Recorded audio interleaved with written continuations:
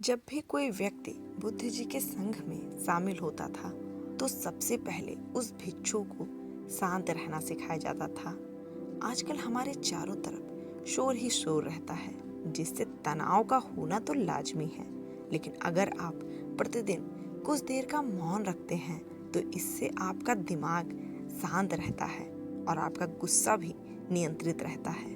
आज के वीडियो में हम जानेंगे कि किन मौक़ों पर हमें शांत रहना है और किन मौक़ों पर हमें बोलना है, और शांत रहने से हमारे में क्या बदलाव आता है। शाम का समय था। गुरुजी अपने सभी शिष्यों को वहाँ बुलाते हैं और कहते हैं कि कल सुबह सब लोग नदी में स्नान करके तुरंत कुटिया के सामने आ जाना। सभी सोचने लगते हैं कि क्या हमने कुछ गलती की है। फिर सोचते हैं कि हो सकता है कि गुरुजी सुबह कुछ अच्छी बात बताने वाले हों। सभी लोग जाकर सो जाते हैं और सुबह उठकर नदी में स्नान करके गुरुजी के सामने उपस्थित हो जाते हैं। गुरु कहते हैं कि आज मैं तुम सबको चुप रहने के फायदे के बारे में बताऊंगा। गुरु कहते हैं कि 10 ऐसे मौके हैं जहां चुप रहने से लाभ होता है और वहां बोलने से नुकसान होता है। गुरुजी आगे कहते हैं कि अगर आप इन 10 मौकों पर मौन हो गए तो आप जो चाहेंगे वो आपको मिलेगा। आपके जीवन में चमत्कारिक बदलाव आएंगे। जरूरत से ज्यादा बोलना या चुप रहना दोनों ही अच्छा नहीं है। जैसे जरूरत से ज्यादा बारिश होना या धूप होना, दोनों से परेशानी होती है। गुरु कहते हैं कि पहला ऐसा मौका जहाँ चुप रहना चाहिए वो है बिना तथ्य के बोलना। अगर आपके पास कोई तथ्य नहीं है तो वहाँ चुप रहने में ही भलाई है। चुप रहने से दिमाग में नई कोशिकाओं का निर्माण होता है। जहाँ आपको पूरी बातों का ज्ञान हो वहीं बोलें। अगर आप बिना तथ्य के या बेवजह बोलेंगे तो इससे आपका मजाक भी बन सकता है। इसलिए ऐसी जगह पर शांत रहें जहाँ आपको पता ना हो कि बोलना क्या है। कुछ लोग ऐसे होते हैं जिन्हें पता नहीं होता कि उन्हें क्या बोलना है, फिर भी वो बोलते रहते हैं। बाद में उनके जाने के बाद दूसरे लोग उनका मजाक उड़ाते हैं। इसलिए जिस चीज का आपको ज्ञान ना हो वहाँ आपका चुप रहना ही समझदारी है। गुरु ने आगे कहा कि दूसरा ऐसा मौका जहाँ व्यक्ति को चुप रहना चाहिए, जहाँ आपके शब्दों से किसी को ठेस पहुँच रही हो तो ऐसी जगह पे चुप रहना चाहिए। कमजोर व्यक्ति के बारे में आप कुछ भी बोलकर महान नहीं बन सकते, जबकि आप किसी कमजोर व्यक्ति का साथ देकर महान बन सकते हैं। आप किसी को नीचा दिखाकर बड़े नहीं बन सकते। बड़ा बनने के लिए अपने से छोटों की इज्जत भी करना सीखें और साथ ही साथ बड़ों का भी सम्मान करें। लोगों को लगता है कि अगर वो अकड़ कर बोलेंगे और सामने वालों को नीचा दिखाएंगे तो वो बड़े बन जाएंगे, लेकिन ये उनकी भूल है। ऐसा करने से वे बड़े होने के बजाय उनकी नजरों में गिर जाएंगे। गुरु ने कहा, शिष्यों, इसलिए अगर किसी से बोलो तो आदर भाव से बोलो ताकि तुम्हारी बात दूसरे को अच्छी लगे। इससे तुम्हारी मान प्रतिष्ठा बढ़ेगी। गुरु जी कहते हैं कि तीसरा ऐसा मौका जहाँ पर चुप रहना चाहिए, जब कोई आपका अपमान करे, क्रोध करे, उस समय आपको चुप रहना चाहिए। अगर आप सही हैं तो माफी न मांगे, बल्कि चुप रहकर सही समय का इंतजार करें। जब उस व्यक्ति को अपनी गलती का एहसास होगा तब वह स्वयं आपसे माफी मांगेगा। अगर आपका कोई सगा संबंधी आप पर क्रोध कर रहा है और आप उस वक्त शांत हैं तो ये आदर देने की निशानी होती है। इससे कोई भी छोटा या बड़ा नहीं बनता। और अगर आपको क्रोध आ रहा है तो आप वहां से चले जाएं, क्योंकि क्रोध से आपके रिश्ते खराब हो जाते हैं। गुरुजी आगे बताते हैं कि एक बार एक राजा के घर में एक सांप पहुंच गया। लोगों ने छेड़खानी की तो वो बहुत गुस्सा हो गया, जिससे वह वहां पड़ी तलवार को लपेटकर कसने लगा, जिससे उसका पूरा शरीर कट गया।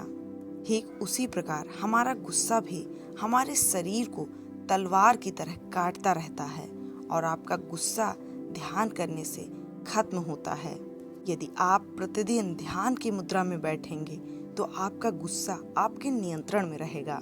और गुस्से को नियंत्रण में करने का एक तरीका ये भी है कि जब भी आपको गुस्सा आए तो आप ये समझने का प्रयास करो कि क्या मेरा गुस्सा सही है या नहीं, हमें यहाँ बोलना चाहिए या नहीं। जब आप खुद इस बात का आकलन करेंगे तो आपको खुद पता चल जाएगा कि आपको गुस्सा करना चाहिए या नहीं।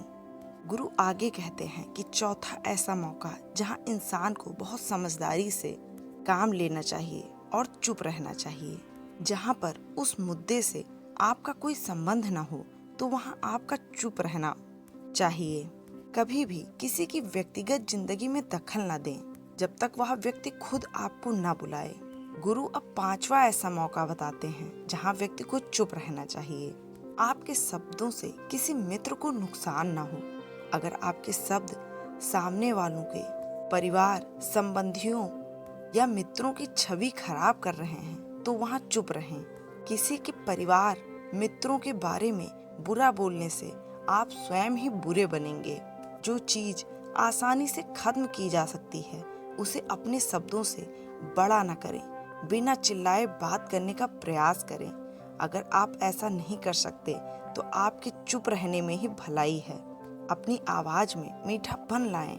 अपने शब्दों से किसी का भी अनादर न करें। जहाँ किसी को शब्दों से चोट लगे वहाँ चुप हो जाएं। जब कोई व्यक्ति आपके सामने नहीं है तो आप उस व्यक्ति के बारे में बुरे शब्द किसी तीसरे व्यक्ति के सामने ना बोलें। गुरु आगे कहते हैं कि छठा ऐसा मौका जहाँ व्यक्ति को चुप रहना चाहिए। जब कोई किसी की बुराई करे तो आप चुप रहें। वहाँ आप अपनी राय व्यक्त न करें, क्योंकि जो आपसे किसी दूसरे की बुराई कर रहा है वो किसी दूसरे से आपकी बुराई भी जरूर करेगा। नीति शास्त्र के अनुसार जो अपने मुंह को बंद रखता है और बुद्धि से काम लेता है वही व्यक्ति समझदार होता है। किसी के बारे में या किसी के बीच में बोलना गलत होता है। गुरुजी आगे कहते हैं कि सातवां ऐसा मौका जहां व्यक्ति को चुप रहना चाहिए। जब कोई व्यक्ति आपकी भावना न समझे, जब आपको ऐसा लगे कि कोई व्यक्ति आपकी भावना, दुख या परेशानी को नहीं समझ पा रहा या समझने का प्रयास ही नहीं कर रहा, तो ऐसे व्यक्ति के सामने आप चुप ही रहें। ऐसे लोगों को आपकी भावनाओं से कोई मतलब ही नहीं होता। ऐसे लोगों को अपना राज कभी न बताएं। हर किसी को अपने मन की बात न बताएं। अगर सामने वाला आपकी बात को, आपकी भावनाओं को नहीं समझता तो वहाँ पर आपको नहीं बोलना चाहिए। जब आपको लगे कि सामने वाला आपकी बातों को ठीक से सुन रहा है तभी आप अपनी बात उससे कहें। गुरु आगे कहते हैं कि आठवां ऐसा मौका जहाँ पर आपको चुप रहना चाहिए। जब कोई आपसे अपना दुख व्यक्त करे, अगर सामने वाला आपसे अपनी कोई परेशानी या दुख बता रहा है तो इसका मतलब वह आपको अपना समझ रहा है, तो उसके दुख, उसकी समस्या को सुने, उसी किसी तीसरे से ना बताएं। कहते हैं दुख बांटने से कम होता है। इसलिए अगर कोई आपको अपने दुख, अपनी परेशानियां बता रहा है तो उसे चुप रहकर सुने ताकि उसके मन का बोझ हल्का हो सके। गुरु आगे कहते हैं कि नवा ऐसा मौका जहां चुप रहना चाहिए, जहां दुष्ट प्रवृत्ति के लोग रह रहे हों, गाली गलौज कर रहे हों, ऐसी जगह मत जाएं, क्योंकि उनको आप समझा नहीं सकते। जब उनका दिमाग पूरी तरह से शांत हो जाएगा तभी वो आपकी बात को समझ पाएंगे। इसलिए जो आपकी बात ना मानते हों या ना सुनते हों तो आपको वहां नहीं बोलना चाहिए। गुरु आगे कहते हैं कि 10वां ऐसा मौका जहां आपको शांत हो जाना चाहिए। अपनी सफलता का राज हर किसी को ना बताएं। कुछ लोग जो बहुत जल्दी सफलता पा जाते हैं वो हर जगह अपनी सफलता का ढिंढोरा पीटते रहते हैं। इससे बहुत से लोग ऐसे होते हैं जो आपकी सफलता से खुश नहीं होते। ऐसे में उन लोगों की नकारात्मक ऊर्जा आपको प्रभावित कर सकती है। इसलिए अपनी सफलता का ढिंढोरा न पीटें। सफलता मिलने पर खुद ब खुद लोगों को पता चल ही जाएगा। इतना कहकर गुरु जी ने कहा, शिष्यों, आज के लिए बस इतना ही। अगर तुम सब मेरी इन बातों को अपने जीवन में अपना लेते हो तो तुम सब काफी हद तक परेशानियों से बचे रहोगे। यहाँ से जाने के बाद मेरी ये बातें आपके जीवन के लिए किसी वरदान से कम नहीं होंगी। दोस्तों, उम्मीद है आपने इस वीडियो से कुछ अच्छा जरूर सीखा होगा। इसलिए कृपया करके वीडियो को लाइक करें और हमसे जुड़ने के लिए चैनल को सब्सक्राइब करना न भूलें।